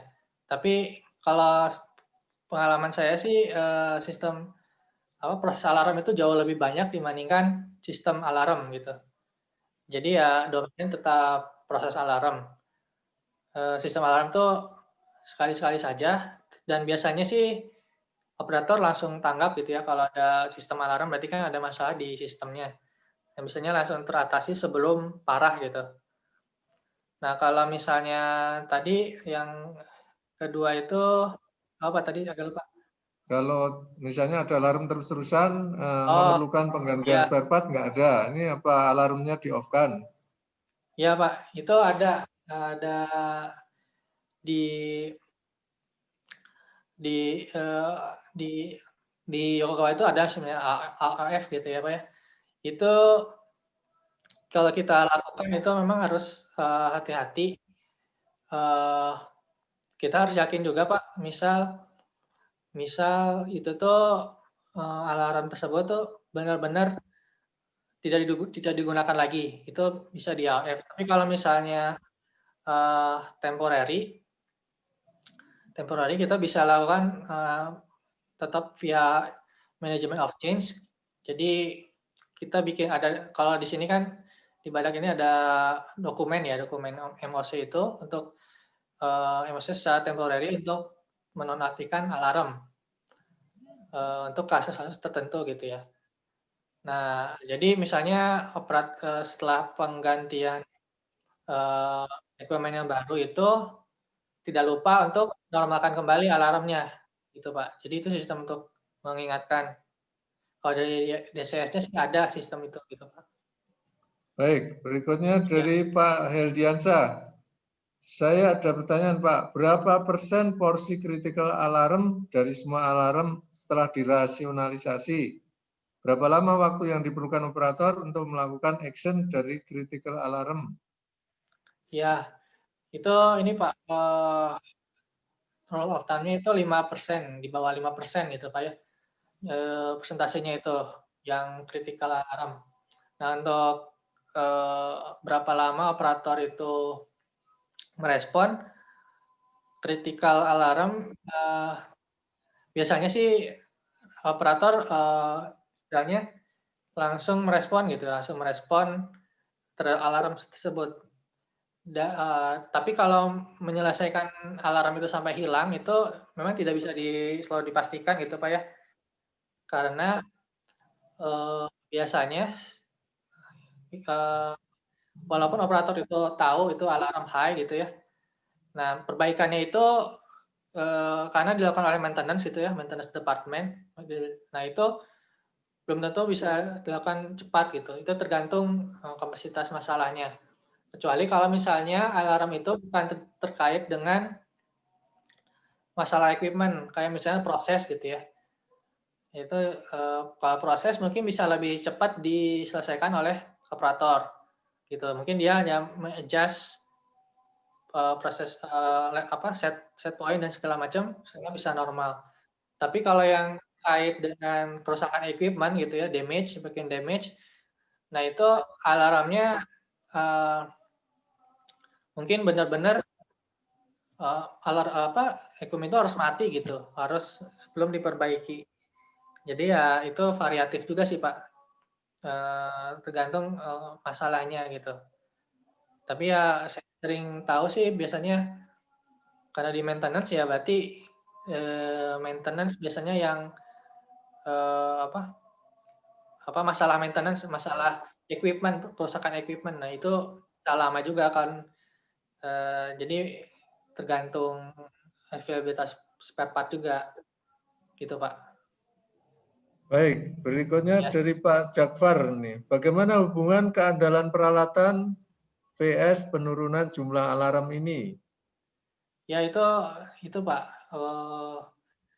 Sebanding berarti Pak ya. Jadi makin handal, alarm makin sedikit gitu. Soalnya alarm flooding itu Pak jarang sekali diakibatkan oleh proses yang aktual. Paling sering itu dia itu masalah equipment damage. Jadi kalau misalnya equipment-nya handal, maka alarm flooding itu mungkin sangat minimal terjadi gitu. Karena dari sisi proses sih jarang suatu proses bisa menyebabkan chattering gitu ya, kecuali alatnya yang rusak, sensornya kita yang rusak. Jadi ya itu sebanding, jadi semakin handal semakin berkurang alarmnya. Kayak gitu, seperti itu sih Pak Pedi. Baik, berikutnya dari Pak Roni Dwi Nuriati. Bagaimana AMS ini mempertimbangkan jumlah loop yang berbeda-beda dalam setiap section area pada unit produksi? Ya ini Pak, memang analisis untuk troubleshoot saat terjadi alarm, chattering alarm misalnya, itu ya secara keseluruhan kita ya ngeceknya ya. Jadi kalau misalnya ada alarm muncul berkali-kali, belum tentu equipment-nya rusak, alat instrumennya rusak, bisa kabelnya, misalnya kabelnya kurang kencang atau terminasinya gitu, di marshallingnya kurang, yang udah mulai kendor gitu. Nah itu jadi satu harus dianalisis juga, nggak cuman field instrumennya, nggak cuman transmitternya gitu Pak, tapi kita meyakinkan, misalnya kru maintenance itu meyakinkan bahwa saat kita selesai bekerja semua sudah normal gitu. Dari satu loop itu sudah berfungsi normal, mulai dari modul DCS-nya, masaling dari masalah panel, kemudian sampai di field instrumennya sudah oke gitu Pak. Jadi ya memang secara keseluruhan analisisnya. Baik, berikutnya dari Pak Febrian Surya Perkasa. Apakah memungkinkan DCS Centum XL yang digunakan di Train F dapat ditarik datanya menggunakan AMS? Serta apakah pengoperasian APC pada Train F masih dioperasikan untuk optimasi proses, Pak? Terima kasih sebelumnya. Ya mungkin ini udah pernah tahu ya, Train F itu sudah di-upgrade Pak, jadi XL itu jadi Centum CS. Itu proyeknya kita nggak upgrade-nya, nggak beli gitu Pak, tapi kita pindahkan DCS di Train A, Train Alpha, pindahkan ke Train F. Jadi Train Alpha waktu itu sudah di-upgrade jadi Centum CS, tapi karena trennya di LTI ya Pak ya, long term idle atau decommissioning, maka DCS-nya dipindahkan ke Train F. Jadi pakai Centum CS. Nah, awalnya memang untuk pengambilan data ini agak sulit gitu Pak, Centum CS itu. Tapi kita Centum CS ini di-connect juga kan ke PIMS ya, Plan Information Management System. Itu keperluan untuk reporting dan buat troubleshoot data ya, untuk data itu salah satu yang kita punya sebelum AMS dijalankan. Nah, PIMS itu ada server yang sudah bisa mengambil data dari semua train. Nah, jadi kita hanya mengambil koneksi ke server tersebut Pak untuk SAP log itu, dan kita sudah bisa mengambil dari train F juga termasuk. Saya nggak tahu kalau masih Centum XL apakah bisa, tapi pada saat implementasi AMS ini sudah di-upgrade jadi Centum CS. Baik, berikutnya ini sepertinya pertanyaan terakhir dari Pak Muji Sujarwo, ini dari 8 ini. Ya, Pak. Izin bertanya, apakah orang yang berada di lapangan di luar control room bisa mengetahui jika ada trouble di train A atau train yang lain? Nah, ini train yang lain. Ya. Kalau sebenarnya ada local control room Pak ya, beberapa area itu Pak, dibuat operator lokal yang dia areanya itu peralatan-peralatan yang penting. Contoh misal di train itu ada kompresor buat propan kompresor Pak ya, propan kompresor dan multi komponen refrigeran kompresor. Nah itu ada lokalnya, dia bisa melihat di CS panel, walaupun dia tidak bisa mengoperasikan karena operasinya itu semua hanya dilakukan di main control room, gitu ya. Nah, kemudian selain di situ ada misalnya di power generation juga operatornya dia bisa melihat proses dan alarm yang ada di situ. Nah, kalau misalnya di area lain Pak ya, di area lain yang misalnya di area plant yang di luar kompresor tersebut itu, mereka memang tidak bisa melihat masalahnya langsung. Biasanya dihubungi dari main control room ya, via radio gitu Pak, apabila ada masalah, dan dia bisa action. Misalnya juga yang memandu tetap di main control room. Jadi main control room ini biasanya operator senior Pak ya, sudah pengalaman, sehingga dia bisa meng-guidance field operator untuk melakukan action di lapangan gitu Pak. Gitu Pak. Baik, terima kasih atas jawaban pertanyaan-pertanyaan. Tidak terasa, ini sudah jam 17.33. Pertanyaan sudah dijawab semuanya. Sekali lagi terima kasih ya kepada Pak Ridwan yang sudah memberikan presentasinya tentang pengalaman implementasi alarm management system di PT Badak LNG. Sudah menjawab pertanyaan dari para senior LNG ini tadi, Pak. Sama-sama Pak Adi, maaf juga kalau kurang memuaskan. Iya. Terima kasih juga Pak Palwijaya tadi sudah menyampaikan statement-nya. Terima kasih pada ibu-ibu dan bapak sekalian yang sudah bergabung di acara sore hari ini. Mohon maaf kalau ada yang kurang berkenan. Sampai ketemu lagi besok sore ini tentang ini pengembangan pembangkit listrik merah putih katanya ini. Dari pengalaman mengembangkan PLTP 3 MW ini oleh BPPT ya di Kamojang sana itu. Yang tertarik silakan bergabung lagi. Selamat sore, salam sehat-sehat selalu dimanapun berada. Wassalamualaikum warahmatullahi wabarakatuh. Terima kasih. Oke, makasih Pak Edi. Ya, terima kasih Pak Sukamto, Pak Ridwan Nugraha, terima kasih Pak Apir. Terima kasih Pak Edi. Lama itu Pak Muji Sujarwo, terima kasih. Pak Ediansyah. Terima kasih semua. Nggak bikin video lagi nih Pak Muji nih. Kemarin sibuk di kantor Pak. Ya, selalu di kantor, ya. ini. Oke, ya, makasih. Izin live Pak Edi. Ya, izin live sampai ketemu lagi ya. Sama-sama live ini. Ya. Pak izin live juga Pak ya. Terima kasih Bu. Oke, makasih. Sampai ketemu lagi. Siap.